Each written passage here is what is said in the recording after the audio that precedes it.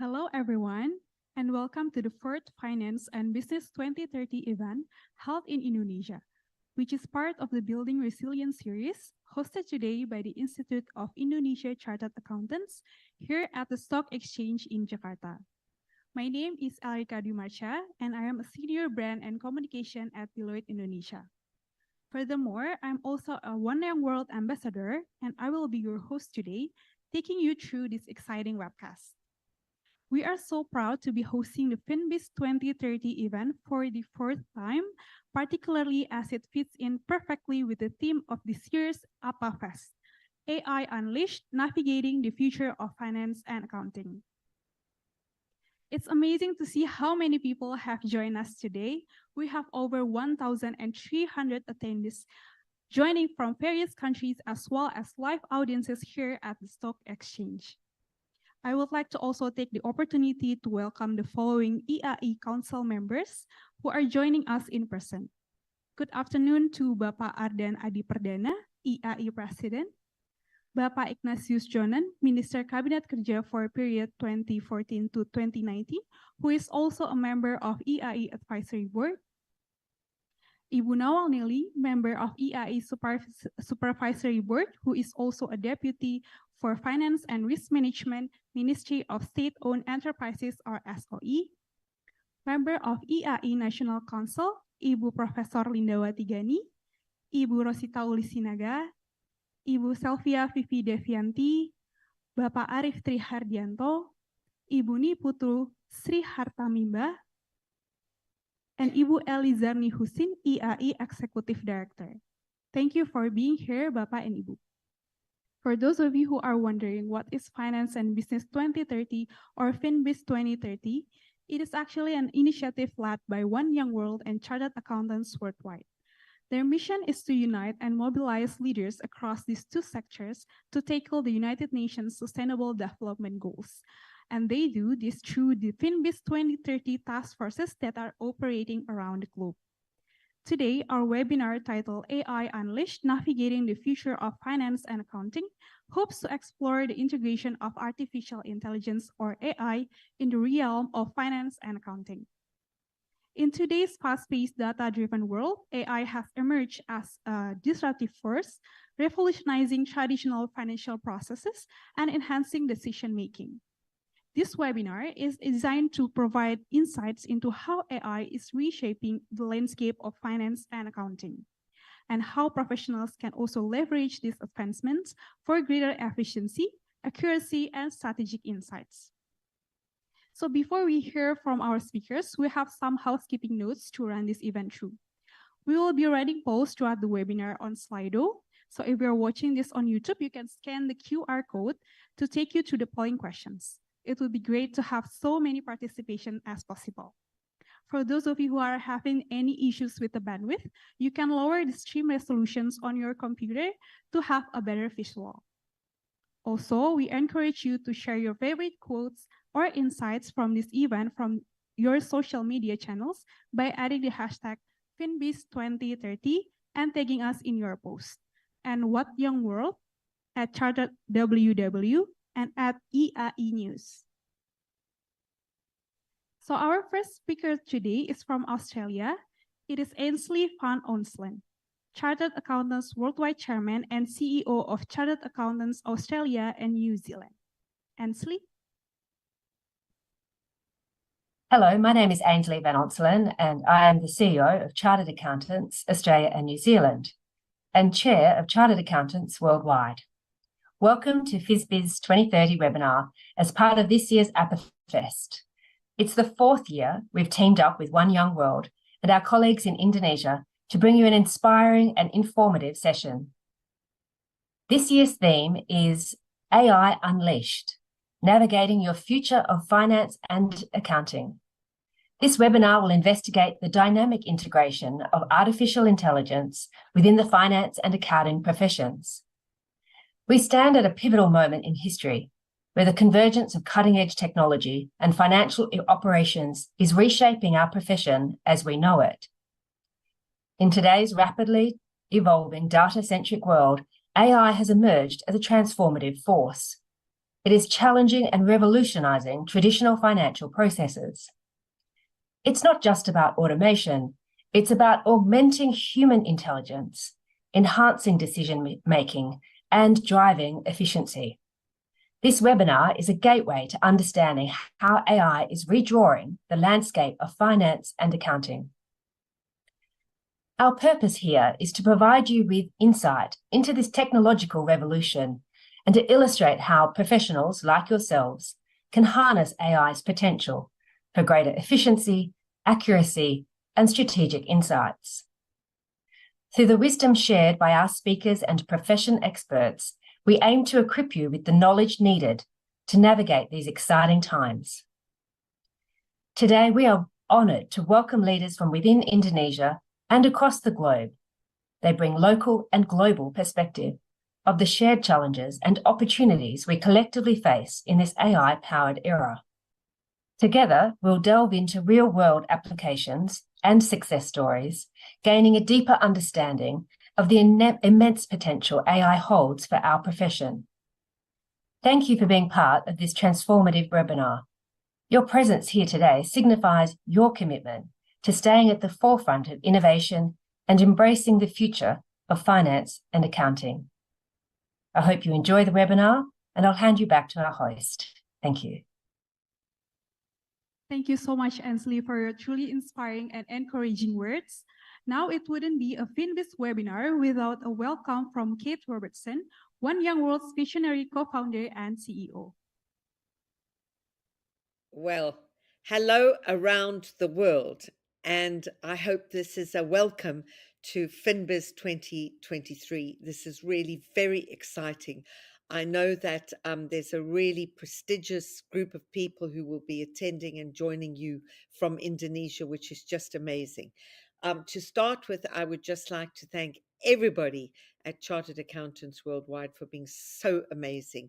Outgoing Chairman Michael Itza, who has stepped down now, and welcome from all of you, and certainly from all of us at One Young World, Ainsley van Onselen. And I just want to thank Ruth Hidalgo as well, who's been the champion of all of this for many years. And also, just by way of a bit of background, it was one of the Lord Mayors of the City of London, Sir Peter Estlin, who said to us a few years ago, and to chartered accountants, you know, we should be doing stuff with the chartered accountants and with people in working finance worldwide. And that's where Finbizz started. So I'd like to acknowledge all of these people. It's always good to start with saying thank you. But what I do want to say to each and every one of you, and I think this is something I say at all the Finbizz events around the years and around the world, how important you are as chartered accountants. And you know, sometimes you hear people say, oh, well, I don't really want to be a chartered accountant. And, is accountancy boring? And I understand. Every profession, everything we do has its, if you like, its base work side of things, which is never fabulously exciting. I'm sure actors and actresses in Hollywood don't enjoy learning their lines and reshooting scenes 700 times. But I can't emphasize strongly enough how important your profession is. And I know I say this every year and I keep repeating it, and I hope many of you are not hearing me repeat it. But I'm saying it again because that's how important it is. When you look at the Sustainable Development Goals, it is true to say that we value the things that we can measure.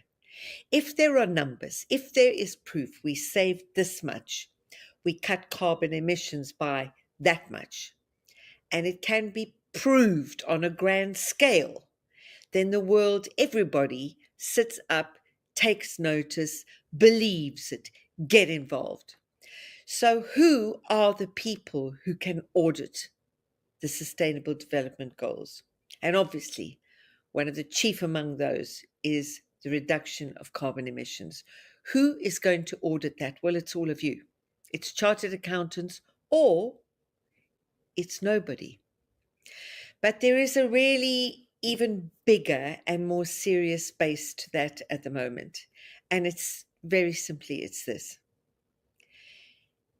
Chartered accountants worldwide audit everything, in particular accounts, business accounts, the accounts of NGOs, and the accounts of governments. None of these things can be done without chartered accountants. And yet today, the number one thing that is going to stop the achievement of the Sustainable Development Goals is corruption, is fraud, is embezzlement. So who sees that? Who can see that? Who can stop that being signed off? Chartered accountants. I ask all of you, you are very, very smart, otherwise you wouldn't be chartered accountants, to think always carefully about history, to learn that the starting points matter. So I urge all of you, for sake of the world, for all of you, to find your purpose in your profession and to know the world needs you. It needs good chartered accountants who are prepared to do this work of calling out, showing up corruption, developing transparency, so that we can achieve the Sustainable Development Goals, because without you and without that help, not going to happen. So I send my congratulations to all of you, my thanks to all of you, and I hope you have a great conference today at Finbizz. Thank you so much, Kate, for the fire that you bring to this event and all the support that you have done to the young leaders around the globe. Before we jump into the panel discussions, we also have a warm welcome from Deputy for Finance and Risk Management, Ministry of State-Owned Enterprises, or SOE, Ibu Nawal Nili.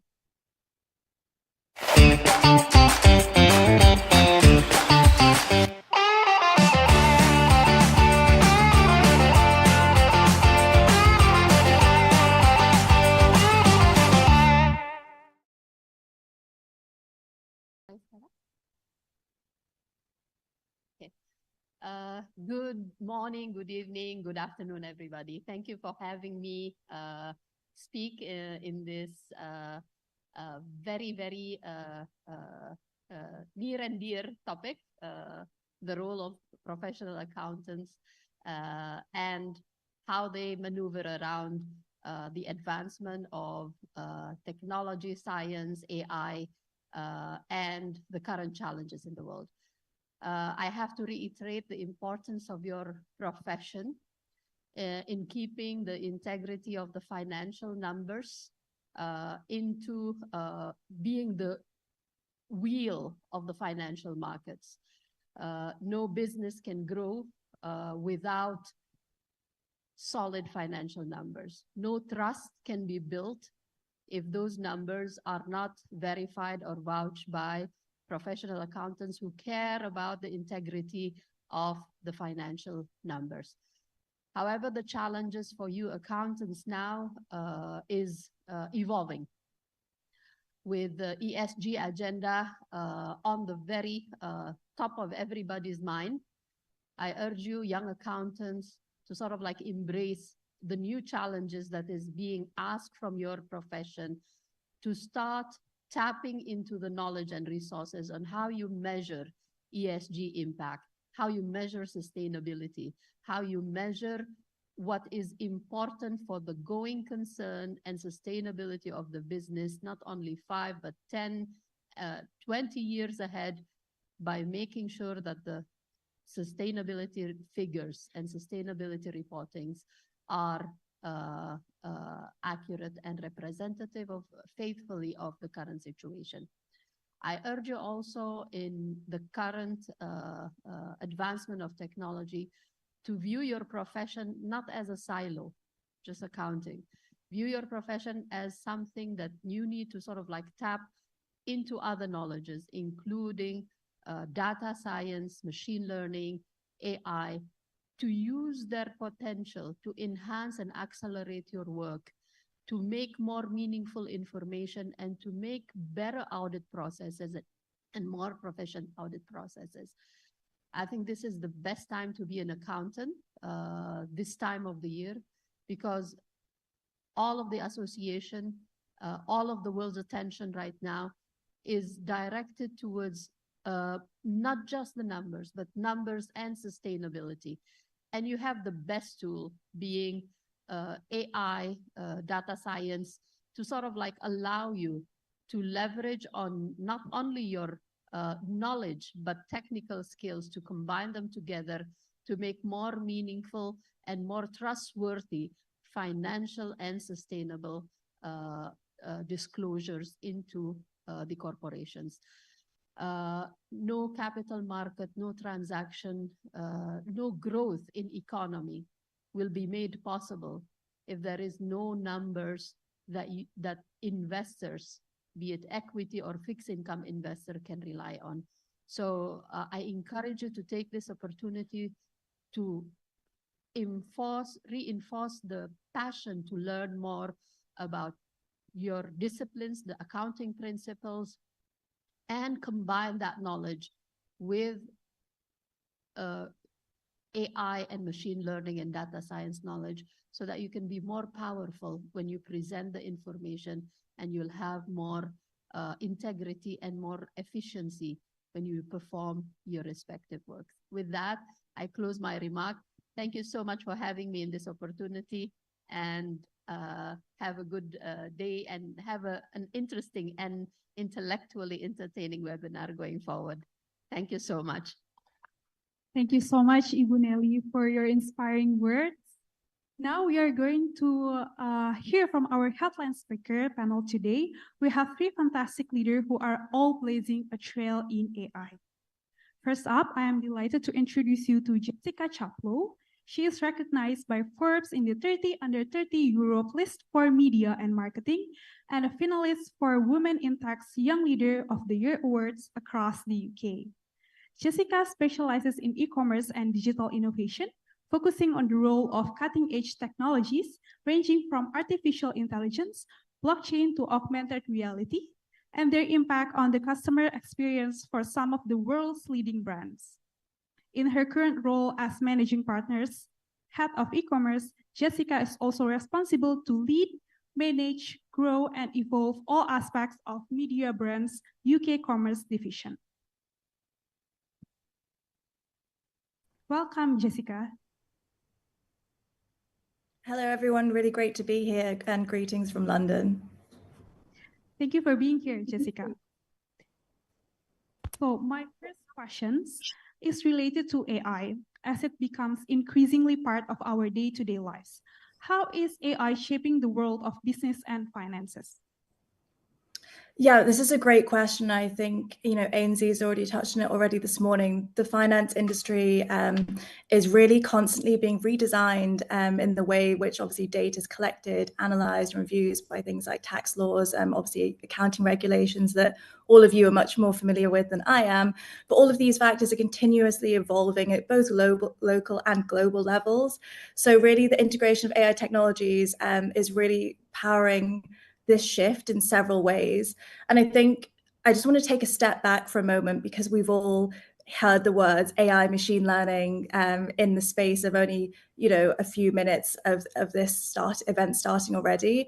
And I just wanted to really define what those mean as well, because that actually informs obviously how it's being reshaped in terms of finance and accounting in general. So if we think about AI, this has really become a ubiquitous term. So it really encompasses various subfields, and that can sometimes be confusing in any industry: finance, medicine, FMCG, all of them. And understanding the unique characteristics and applications can really give us a clearer perspective on the evolving landscape of AI. So artificial intelligence is that umbrella term for different strategies and techniques that can be used to make machines more human-like. And that includes everything from smart assistants like Alexa to robotic vacuum cleaners and self-driving cars, etc. And then underneath AI, we have machine learning. And this is one of the many other branches of AI that, and actually in the finance industry, is powering some really interesting and efficiency driving solutions. And this actually allows systems to really focus on the use of data and algorithms to imitate the way that humans learn. So gradually improving in its accuracy is one of the key promises and exciting areas of machine learning. And the more data a machine learning program is fed, the more effective it becomes. So in a data-rich industry like finance and accountancy, machine learning is really powerfully poised to drive a lot more optimization for financial forecasting, predictive analytics, and also allowing financial institutions to be able to optimize your portfolios and make more accurate investment decisions as well. So that's through different areas like natural language processing that can help understand and generate human language, so boosted by techniques like deep learning, to enable the financial sector in general to really use applications like chatbots, contract reviewing, report generation, all of these different areas. And then there's elements which allow an improvement in accuracy, which obviously is incredibly important when we think about areas like detecting anomalies. And in the finance sector, this is not limited to things like insider trading, credit card and insurance fraud detection, which we'll come on to and expand on shortly, and obviously some other areas that can leverage this capability as well. So we're seeing a wealth of both AI and machine learning techniques being used to really power some more sophisticated areas in the finance industry, which is incredibly exciting. Yeah, so businesses and finance and industry needs to really integrate AI into their operations and ensure the responsibility and ethical use of AI technologies in the industries. So before we move on to the next questions, I would like to invite Bapak Ignatius Jonan, former Minister of Energy and Mineral Resources Republic of Indonesia and Minister of Transportation Republic of Indonesia. Stage is yours, Pak Jonan.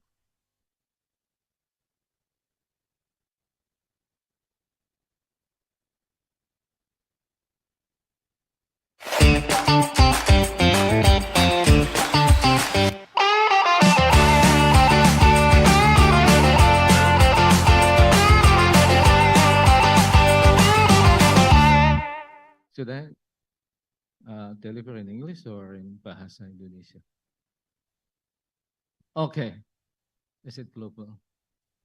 So sorry, I'm late, and I just came back from other places. So, and I only got 10 minutes.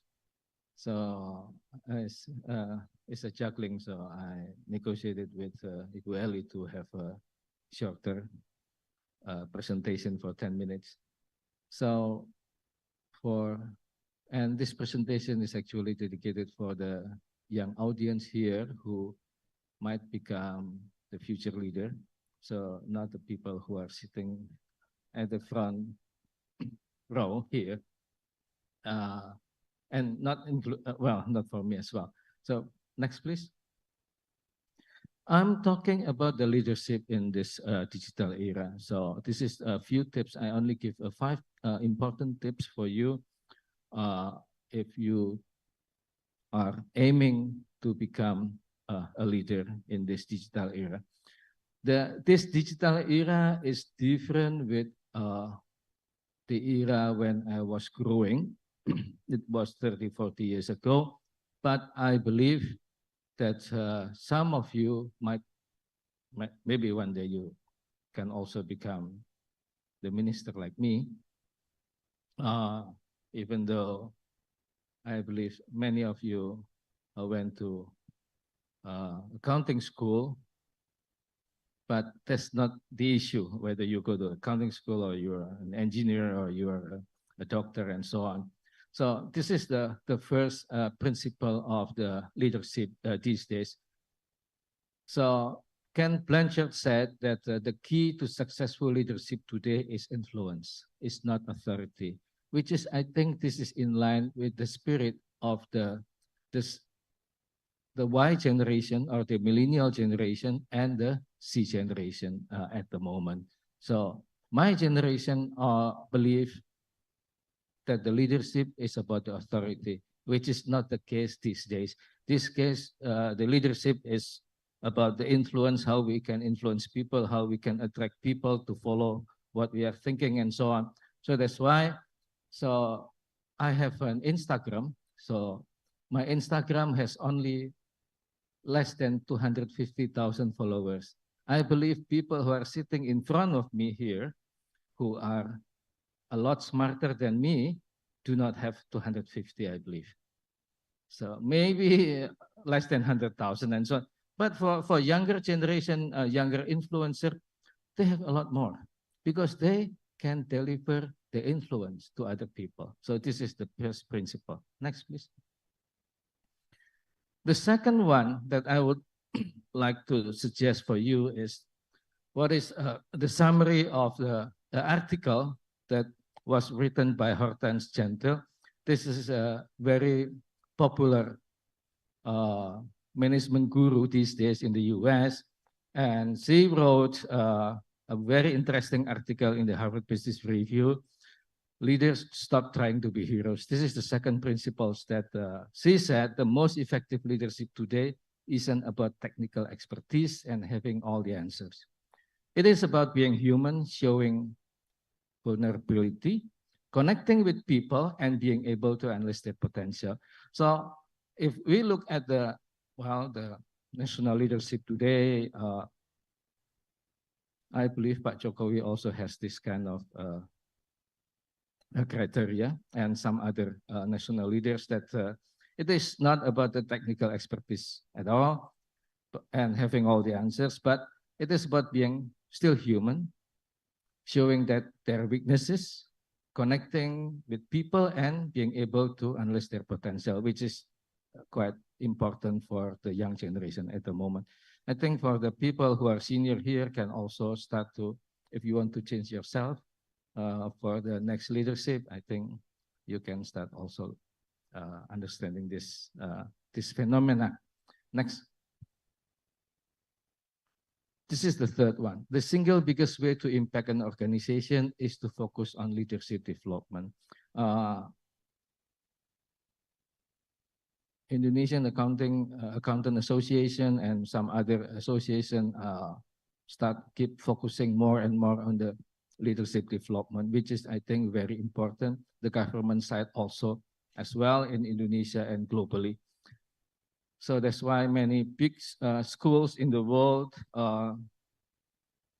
in the past 10 years or past 20 years have earned a lot more revenue from the executive education, because this is the principle. Next, please. This is the fourth one. I think I still have 2 minutes, 2 to 3 minutes. 2 minutes. Okay. This is it's very interesting. Do you know Sheryl Sandberg? You know? So anybody know Sheryl Sandberg? Sheryl Sandberg was the CEO of Mark Zuckerberg. She resigned very young. She resigned at the age of around 50, and I think that the total compensation is about maybe $2 billion and so on. It's like Pak Arten maybe. I totally agree with what she said. She said that leadership is about making others better as a result of your presence. So if you want to become a leader, you have to make sure that you will make others better as a result of your leadership, and making sure that the impact lasts in your absence. These two things. One is you make sure that you make other people better when you lead, and when you leave your leadership and when you go, your impact will last forever or almost forever. These two are the credo, or the idea, the very idea that when people expect you to become a leader these days. Next, last one. This lady said 2 minutes. This is my last one, and it should work in any time in the human history. That true leaders always practice 3 R's: respect for self, respect for others, and responsibility for all their actions. So those are my suggestions if you want to become a leader these days, because what you are going to lead these days, including people who are sitting at the front row, are majority came from or come from the millennials, and lately also come from the Z generation that have different aspirations. I give you a closing example. One of my daughters, she is 25. She's been working for 3 years after her master's. She's working in Europe. This is what she said to me. I want to work with an organization that can also understand my aspiration in life. So it is not about money, it is about the purpose of my life. And she takes the job that pays her like maybe 60% of the other offer. So that's the story. Well, but this is the reality, so you have to accept. So it's different with people, many of them, Pak Arten, at least Pak Arten and myself and Professor Linda. I don't know about others, but those 3 persons, including me, experienced different journey in our career. Thank you very much.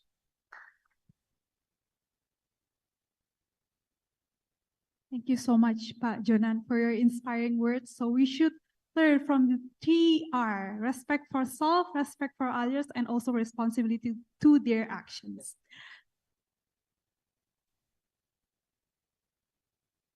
You are the moderator. Yes. Okay. I thought you were singing. Thank you. So before we move on, I would like to have a poll questions to ask all of our audience. Are you currently utilizing AI in your role as a finance and business professionals? So we have 3 options.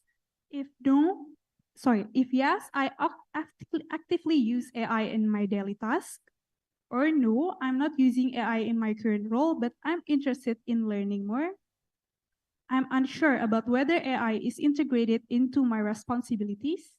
Or no, I'm not using AI in my role and don't have any immediate plans to explore it.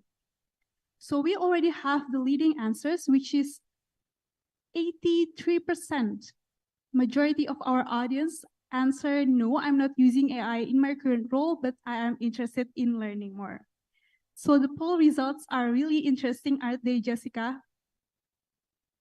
So what are the barriers that prevent the adoption of AI as you see them? Do you think it's fear of the unknown or something else?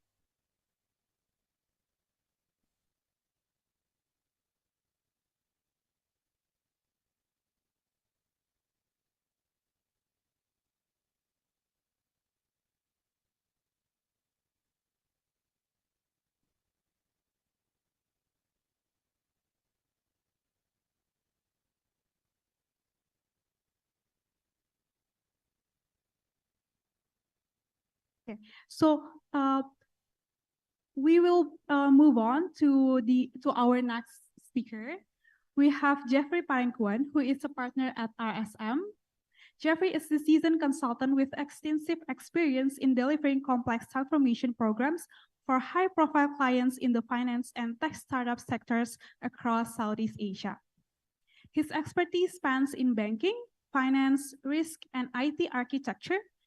And in addition to working in credit scoring, business partnerships, and risk management, Jeffrey has spearheaded derivatives valuation and treasury advisory initiatives over the last decade in various consulting firms. Welcome, Jeffrey. Thank you. I appreciate you being here. So from your experience, can you tell us how AI-powered analytics can really enhance the decision-making and strategic planning in finance? In your opinion, what are the challenges and also the opportunities in here? Thanks for the question. So I think in essence, artificial intelligence try to mimic human intelligence, right? So if the question is about how artificial intelligence can help support strategic decision making, we need to first try to understand what artificial intelligence are. trying to achieve and in what form or shape it exists, right? So in the finance world, AI takes shapes in the form of automations. It also takes form of machine learning or predictive analytics, right? So this requires huge amounts of data sets for the AI to be able to learn and provide value and also insights on how the companies is actually doing, while also automating some operational transactional matters, right? So that is one shape or form on how AI will be able to help strategic decision making through predictive analytics. Certainly, there are some challenges and also opportunities for our young accountants and also professionals. Number one is that these AI are built on top of a language, right? So LLM, large language models. This AI will then need to require a certain data sets for it to learn, right? So this is the challenges. Every organization would need to have a sufficient data for the AI to be able to learn and adapt. And the opportunities for young professional is that you will be free up from all those monotonous laborers work, operational, and instead your work will then be focused on more analytical, strategic, value-driven to the business. That's my point of view. All right, thank you, Jeffrey. I would like to go back to Jessica to hear her opinion about the barriers that prevent the adoption of AI as you see them. Yeah, absolutely. So I think there's a few different barriers, and the optimism definitely outweighs the obstacles, but at the same time, we can't overlook the obstacles. So it really starts with an element of cultural resistance that can come into play, especially in an industry like finance, which is built on a lot of legacy systems. And the idea of having to change these in some way or shape often leads to a little bit of a disconnect, especially within larger organizations between obviously senior management, engineering teams, etc. So it's really crucial to be able to ensure that there is a strategic plan in place and that everybody is on the same page when it comes to AI adoption, to reduce some of those barriers and make that entry process more accessible for an organization. And that really is a combination of wider barriers as well. We can also think about it in an element of, access to talent, ensuring management buy-in, culture of really understanding the practicalities of AI and digital transformation more broadly. So that really impacts how willing and able businesses are to adopt artificial intelligence. And then another one of the missing links when it comes to adopting AI is often the access to data. So, and not just the wealth of data, but the type of data that organizations collect. So obviously in the finance industry, that's a lot of credit information, personal profiling, and having clean quality data sets is often more of the challenge than the volume of data available. So as I mentioned before, machine learning is really built on having and optimizing over time based on ingesting a lot of information. So robust data remains crucial. So these are often heavily relied on being fed really quality data. So unfortunately, most companies have fragmented data spread across siloed systems, and cleansing and consolidating this information really requires substantial data engineering efforts, and unstandardized data often leads to faulty model outputs, no matter how advanced the algorithms are. So these are some of the barriers that really exist, and really making sure that we're also asking the right questions is key to the development and overcoming some of those barriers as well. So really asking ourselves the right questions, have the data scientists and developers really properly integrated all of the right dimensions to make the system and the models work? Are these dimensions properly reflected in the code? If we're using systems like ChatGPT, is that generating based on the right instructions as well? And as I mentioned earlier, are the data sources clean and well managed? So really taking a step back and being pragmatic in the approach across the whole organization is key to making sure that it's not just a case of artificial intelligence or machine learning or humans. It's a case of actually ensuring that AI is the co-pilot to a lot of teams and technology within companies, because we all know that the workplace of the future isn't one where robots and AI replace humans, but rather one where humans and machines, algorithms work together harmoniously to achieve that greater productivity and efficiency, especially in the finance industry. So using AI as a co-pilot means that we can still ensure that our employees are working between the customers and the algorithms and machines, and avoid any risk in the end as well. Right. So by addressing all of these barriers and taking a strategic approach to AI adoption, finance and business professionals can also harness the transformative power to AI to enhance the operation and stay competitive in the market. So in your opinion, Jessica, how can AI automate routine tasks and improve efficiency in financial operations? Yeah, absolutely. So, there's a number of different ways in such a heavily regulated industry like finance that AI can really come to the forefront and help streamline a lot of operations. So I think it's really key to think about some of the ways that it's going to help, enhance the experience. So the consumer experience, that is, so like assisting and augmenting intelligence to really provide a level of personalization that is critical when dealing obviously with people's money, and enhancing the customer experience. Even when it's not about monetizing the personalization efforts, it's really about just ensuring that over time, the customer is, it's made more customer centric in terms of the level of experience provided. And that can also be translated into cost savings. We see more often than not in the industry as well. So it really does have more tangible benefits in the long run. But then there's also elements of efficiency when it comes to obviously reducing and preventing fraud as well. So making sure that there is that minimization of risk that comes about, especially when it's looking at making more informed decisions about risk. So there's studies that have been run that say that, fintech leaders can often lenders can often discriminate 40% less than face-to-face lenders when it comes to loan pricing, and they don't discriminate at all when it comes to the accept or reject decision. So these are some really big wins in the technology lending space that obviously wouldn't be possible without the implementation of technology like AI. And then we also have, again, managing to keep that element of risk constant as well, which is incredibly difficult to achieve when we look at things like increasing approval rates by around 20%, which can really help us make better use of maths and more data about the consumers who are applying for loans. So companies are able to say yes to more and more people applying for loans, which is always going to be a great thing, especially, and I'm sure we'll come onto it when it comes to the equity conversation as well. Right. So do you think it's really realistic to expect that AI can solve the problems in equities? If that's so, which one would it be?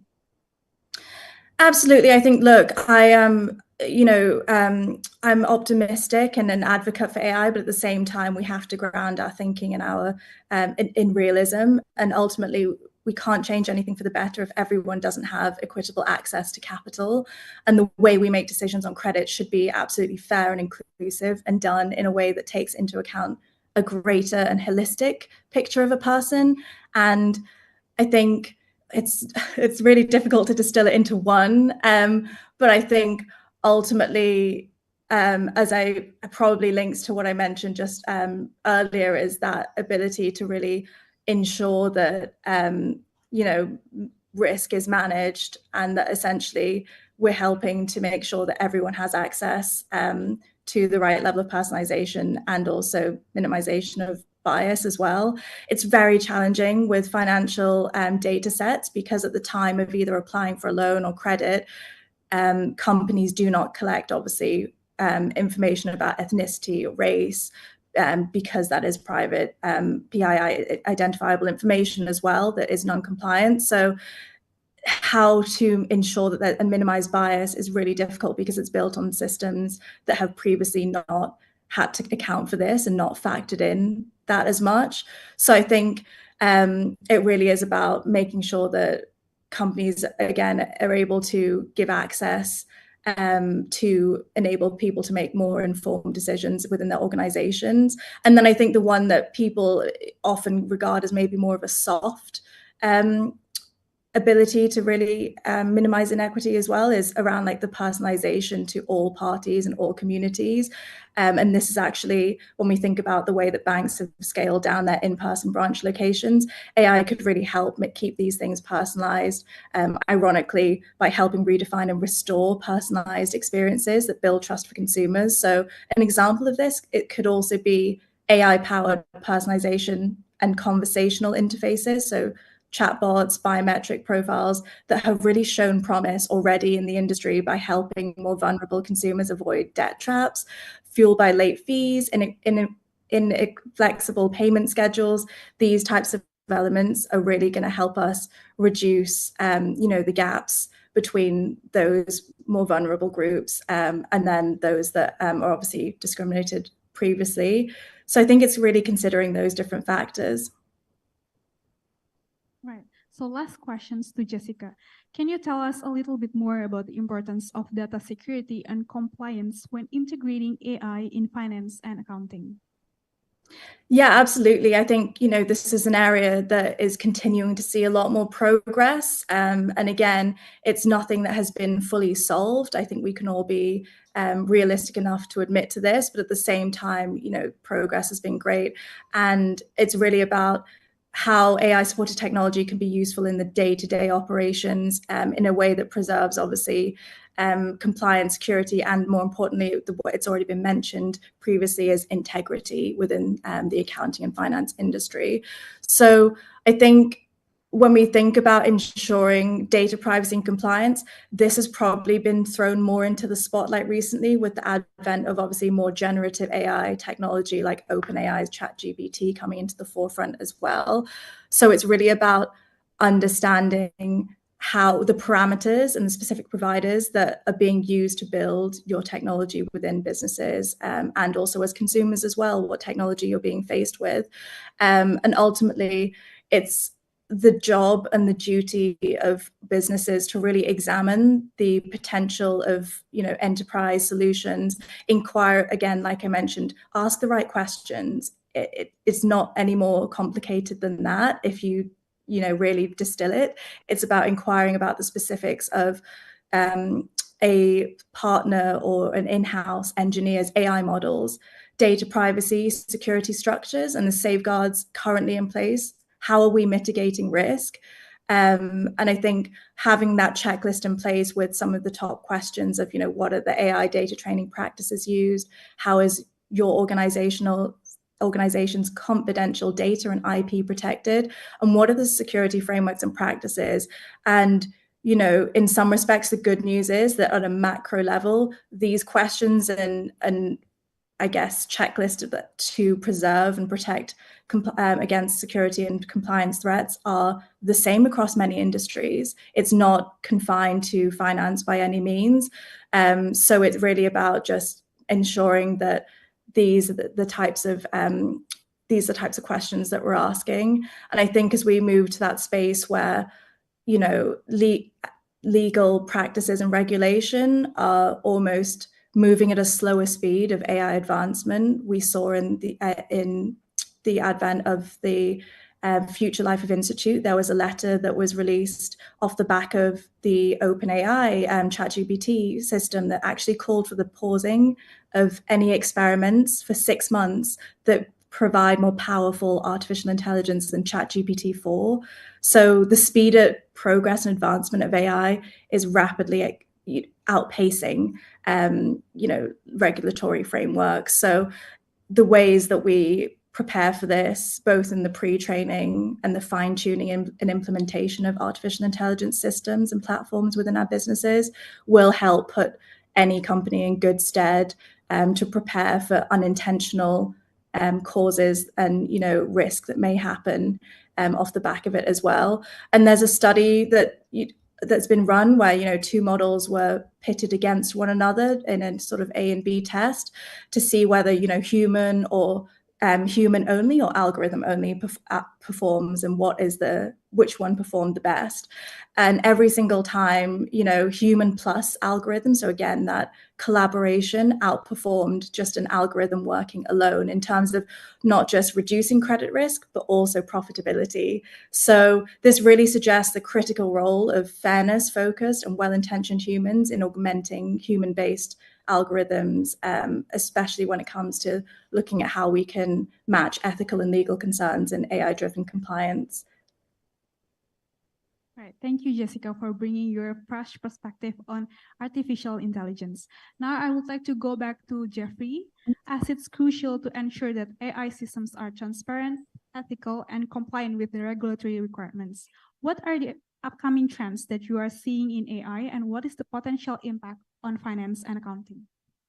I think as a consultant, you got to work with lots of clients and companies, and that's a good thing, right? So, what we see for at least in the space of finance and accounting for companies in Indonesia is that there are three key elements where this AI is basically moving towards, right? So I think one area is in the space of operations.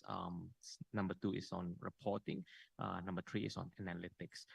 Although most companies in Indonesia is not really advancing towards the full implementation of AI just yet, but we have conversational with clients, right? So on how to leverage the transformation, digital transformation that they have put forward. So for instances, right? So in the space of finance and accounting, some companies, in fact, most companies have started to implement automation in reconciliation, right? So and also reporting. So these conversations start to evolve, right?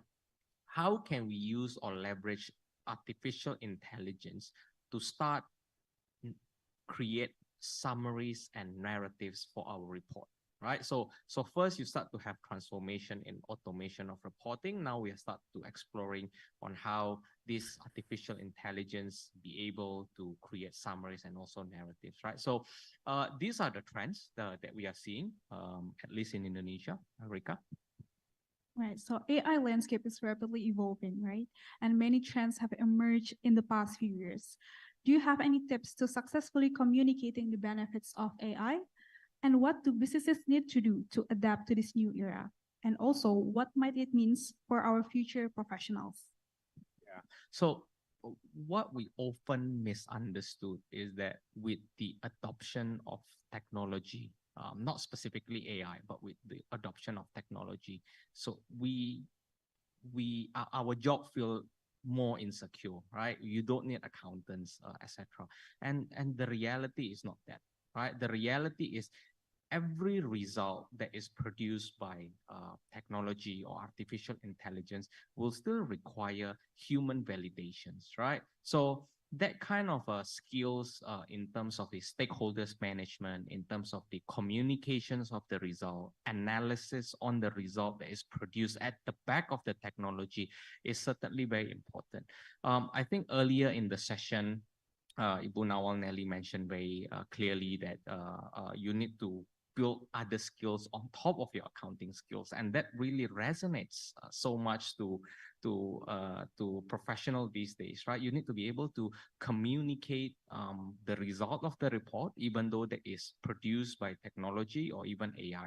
So you can't ignore the fact that most of the work has been automated by technology, but you still play a very critical role to ensure that that report can be consumed and that decision that will be made based on the numbers in the report is valid. Right. Thank you, Jeffrey. We should ensure to take note on that part. So before we move on, I wanted to again ask the audience, do you have any concern about the impact of AI on job security and decision-making in the finance and accounting industry? So you may choose if yes, I worry that AI might lead to job displacement in finance and accounting, or no, I believe AI will enhance efficiency and create more opportunities in our industry, or I'm unsure about the potential impact of AI in finance and accounting. Or the last options, I have other concerns about AI in finance and accounting.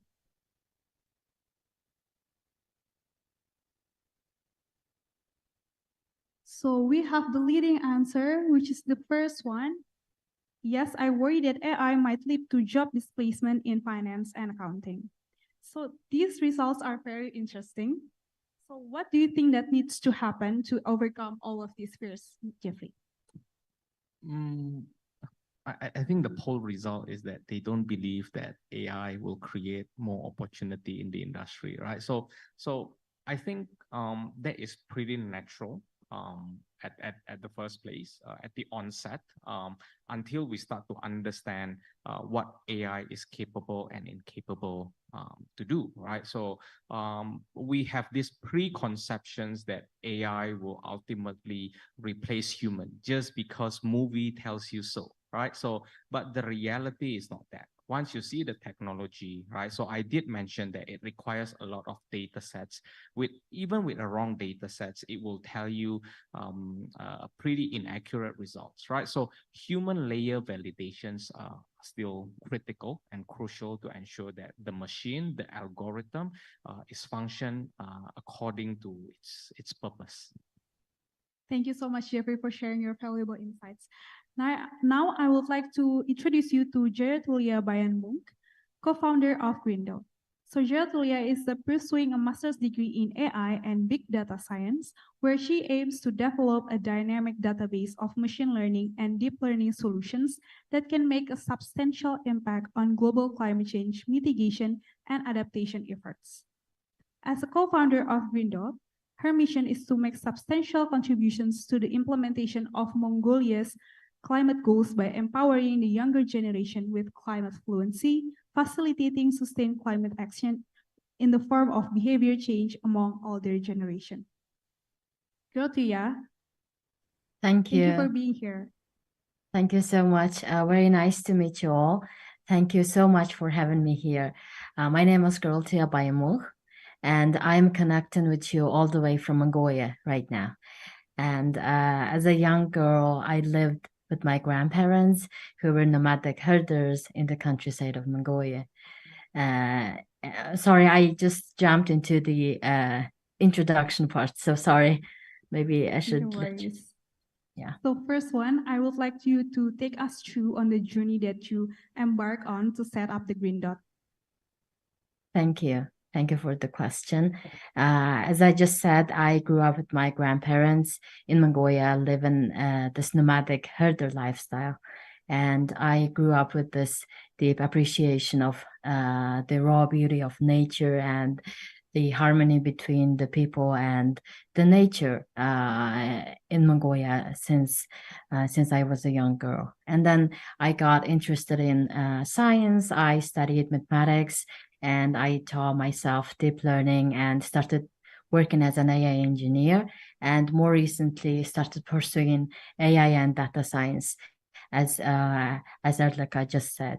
And then something snapped in me a few years back. Something felt really wrong because the nature we used to have has changed so much, so drastically in the last 10, 20 years. And our nomadic herders had to leave their ancestor lands in search for new economic opportunities in cities. And in the end, they had to change their centuries-old way of living, all because of climate change.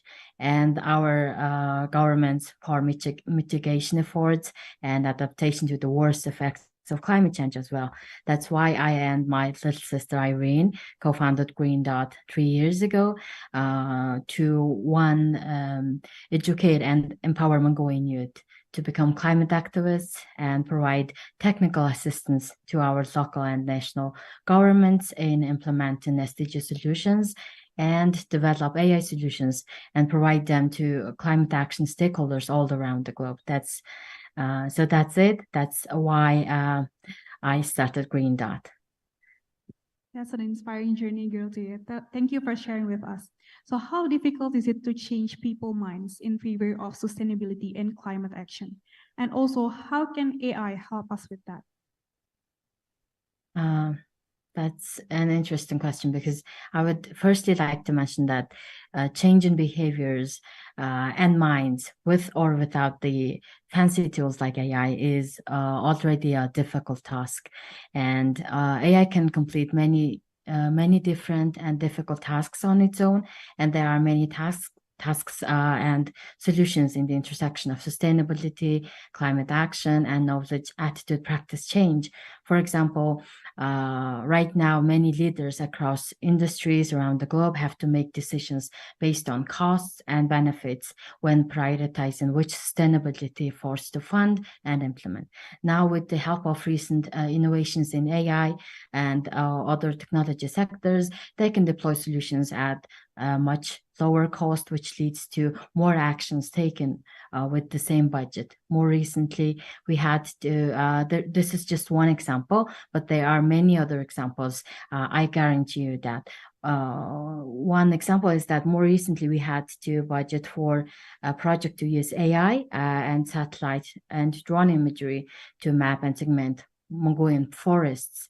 And we estimated that the computing costs for 1 and 5 hectares of forests would only be $5,000. And this cost us tens, if not hundreds of times lower than the traditional one.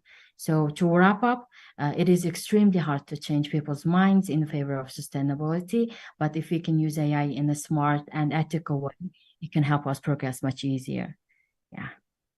Right, and the collaborative efforts and participation from the stakeholders can also leverage the tools to create a comprehensive approach in shifting the society's perspective. So I would like to also ask Pak Jonan on his perspective on the climate change. Well, it is climate change is real. So I would suggest that many of us here to not to ignore the impact and the cause of the climate change that is happening in our daily life. I give you example that I have experienced. When about 50 years ago, I went to Bandung, and at that time, I still remember at 6 a.m. in the morning, it was very, very chilly. It was very, very cold, but it was 50 years ago. Then 15 years ago, when I was assigned to the Indonesian Railways, so at that time, when I woke up at 6 o'clock, it was still a little bit chilly.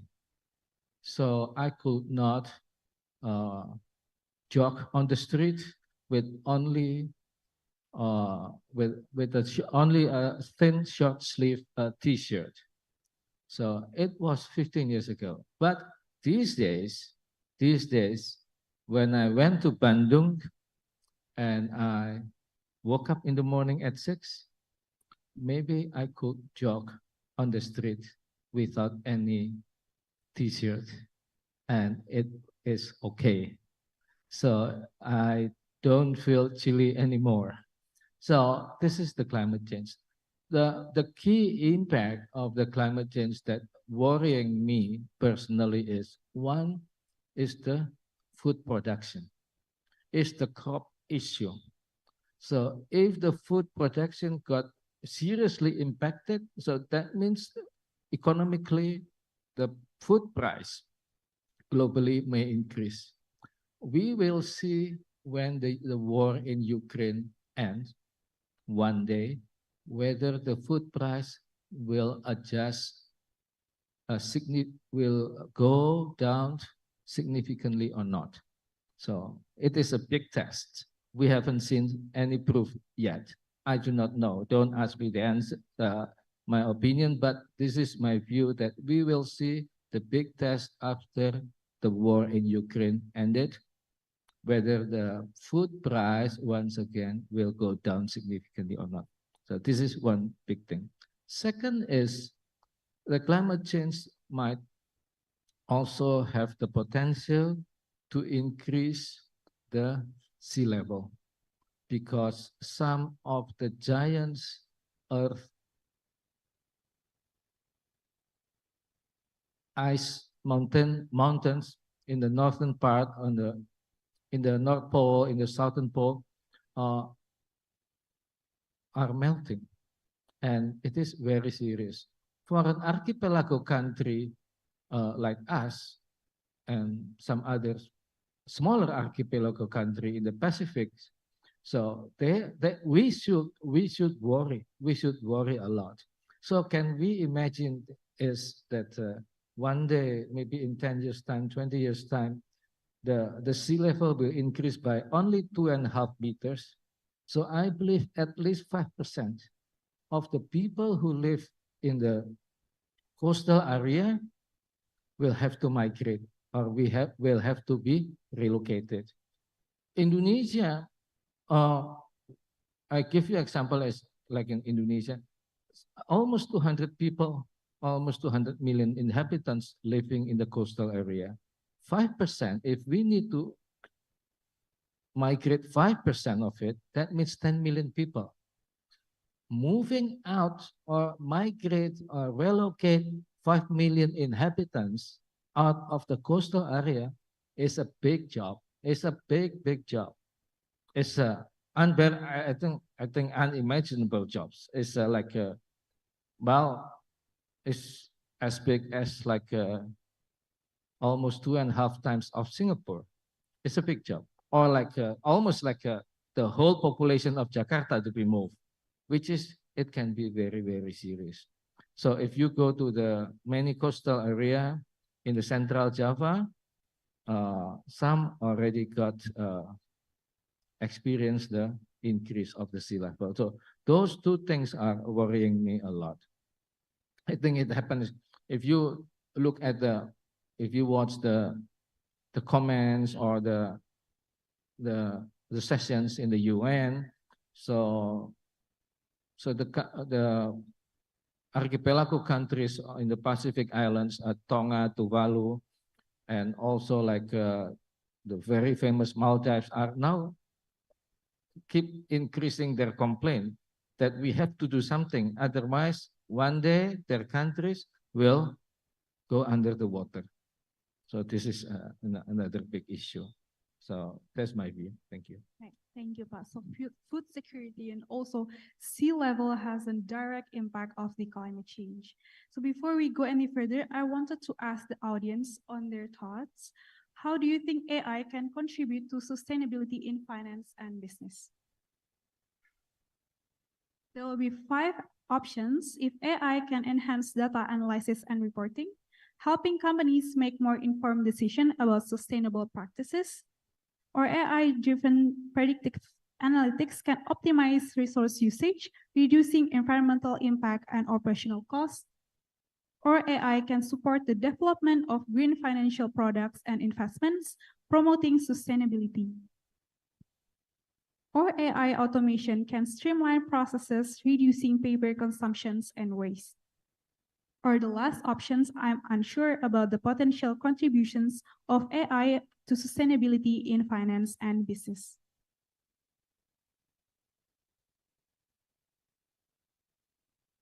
So we have the majority of our audience answer the first options, that AI can enhance data analysis and reporting, helping companies make more informed decisions about sustainability practices. So thank you for our audience for your participations.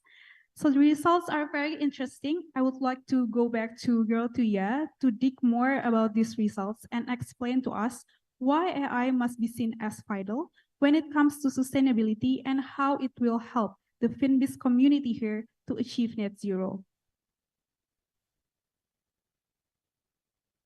Thank you. Very interesting results. I fully agree that AI can help the Finbizz community to achieve their net zero goals in all dimension ways, actually. I specifically agree that AI-driven automation needs to reach its full potential within organizations and businesses to free up financial and human resources that could enhance their sustainability efforts and their impacts greatly. For example, in Mongolia and in the countries that we have partners in, we have been seeing companies with lots of paperwork and internal documentation making good use of the current innovations in natural language processing and other natural language understanding as well in AI. They are currently fine-tuning language models to set up virtual assistants and other helpers to help their own employees go through their knowledge base much more easily, draft contracts, draft project proposals in no time, and bring up necessary documents, facts, and numbers from a pool of papers within a much shorter amount of time. It was just two examples, and certainly you will find many more tools and resources more fitted to your needs and your own organization's needs in the AI space. Right. So besides optimizing processes and resources, AI can also raise awareness and foster engagement among the community. So Gertrude, any tips you want to share with us and our viewers here to help them on their own sustainability and climate action journey? For sure. That's such a great question. Thank you. There are many different opportunities to get started with sustainability or climate change AI. You can start optimizing the internal process of your organization to make it more sustainable with the help of AI tools, especially with minimizing paperwork, optimizing energy usage, maybe water usage, and all the other usage of resources. And when choosing AI tools or developing a customized one, please keep AI ethics and responsible use, fairness, and accountability in mind. This will help the general AI space, of which you will soon be a part of, to become better for all. And third is, please try to use resources related to AI system research, development, and maintenance in a sustainable way. For example, use pre-trained models trained on your target domain knowledge and fine-tune it to fit your needs, instead of training a large model from scratch if the improvement in maybe accuracy is negligible, negotiable, and small. And last but not least, have fun. We are living in an intense world full of doom and disasters. It certainly seems like that for climate activists like me. And on the other hand, technology innovation has never been this much and this fast, leaving us on the cutting edge of innovation and technology almost every single day. So use this specific window of opportunity to experiment more, fail more, succeed more, and solve more, especially when combining sustainability with AI. So good luck to you all. Thank you for having me. Thank you so much, Gertrude. Now I would like to turn again to Pajonan. So my next questions to you is, how has the integration of AI and advanced technologies has impacted the efficiency and decision-making process within the realm of business park? Well, it depends. So in my experience, it depends on the modernization of any business organization in the world. So AI, chatbots, and some other learning machines are still new to many of the business community, but those utilization are growing, and I believe that they will help to make the business process will be more efficient and more effective. This is my view. I give you an example that for managing the complicated warehouse, like in the auto industry, that has more than 100,000 small components. Now they're using the robotic system that can manage the warehouse is as accurate as like almost as accurate as possible without any waste of time and any waste of cost of fund in the warehousing system or in the inventory system. This is one of the example. If you ask me, has it been implemented? Yes. So if you look, so I think for some of you have or still have enjoyed or has drink Susu Ultra, so produced by Ultra Jaya Milk. The warehouse of Ultra Jaya Milk has implemented the robotic system for their inventory and warehousing since almost 25 years ago.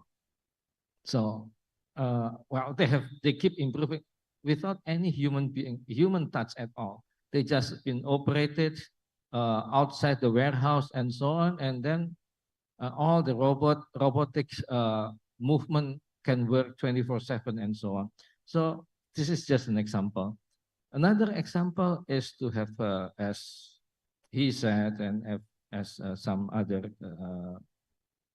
Jessica said also, that in the decision-making process, AI will help to review or will help to give some inputs, more accurate inputs, more non-emotional inputs for better decision-making process.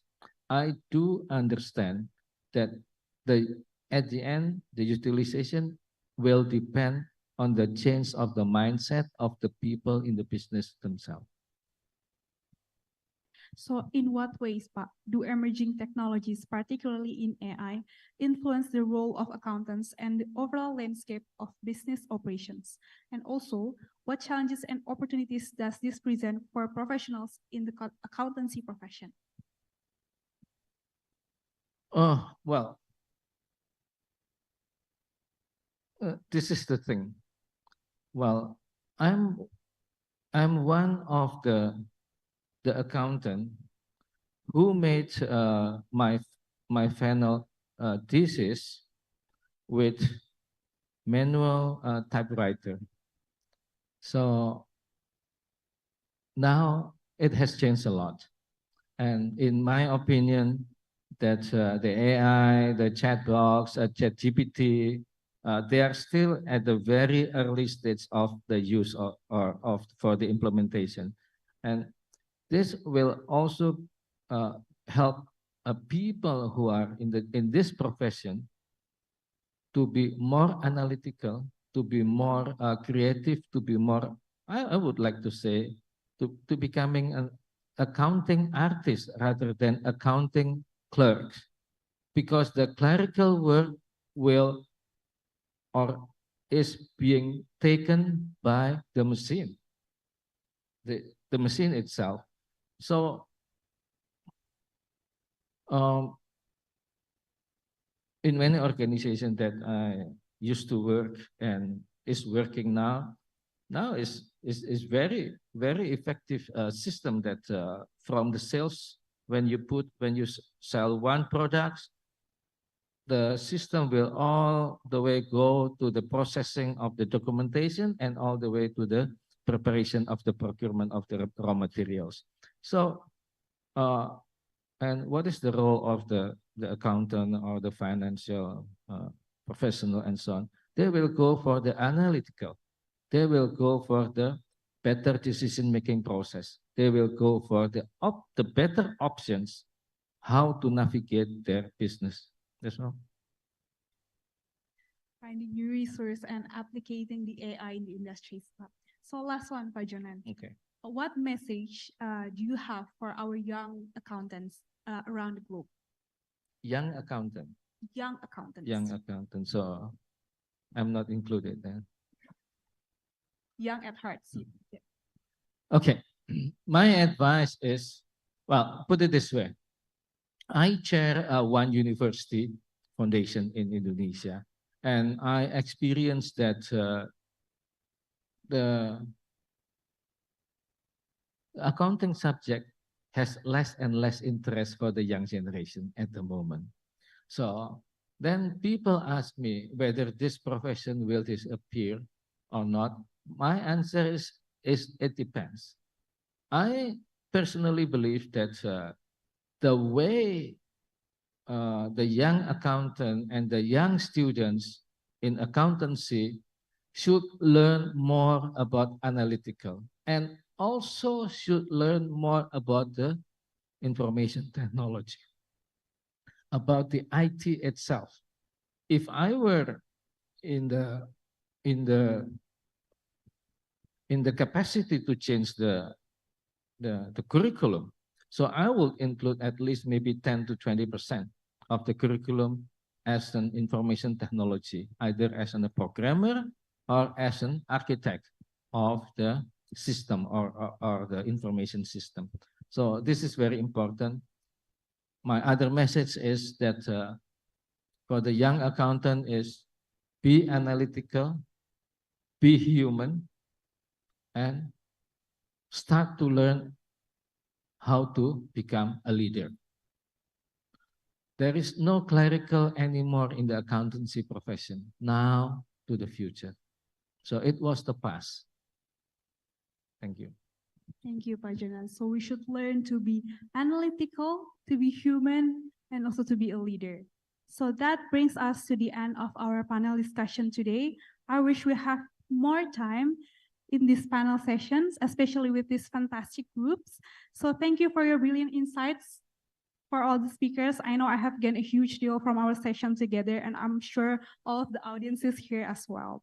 So it has been truly amazing to hear from our speakers today who have given us so much energy and motivations. So thank you to all of you who have joined us in this discussion. Now, I would like to invite Bapak Ardan Adi Perdana, EAI President, to deliver a very special announcement to share with us all, the winners of APA Fest 2023.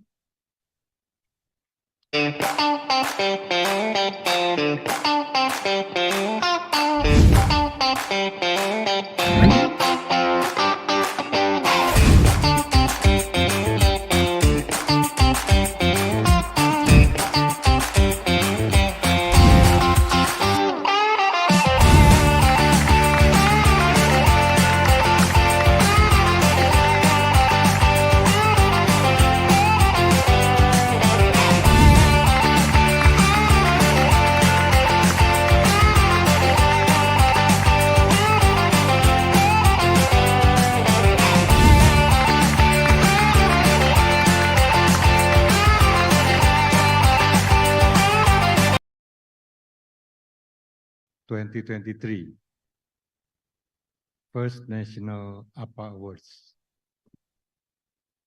Third runner-up, Rizky Ahmad Maulana from University Erlangga. Second runner-up, Setiawan Wicaksono from Universitas Surabaya. First runner-up, Grace Eva Rosana from Universitas Indonesia.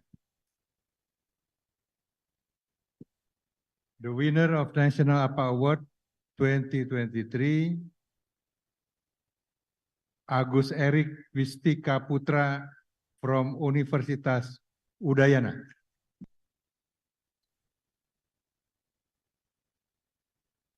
APA Chem 2023.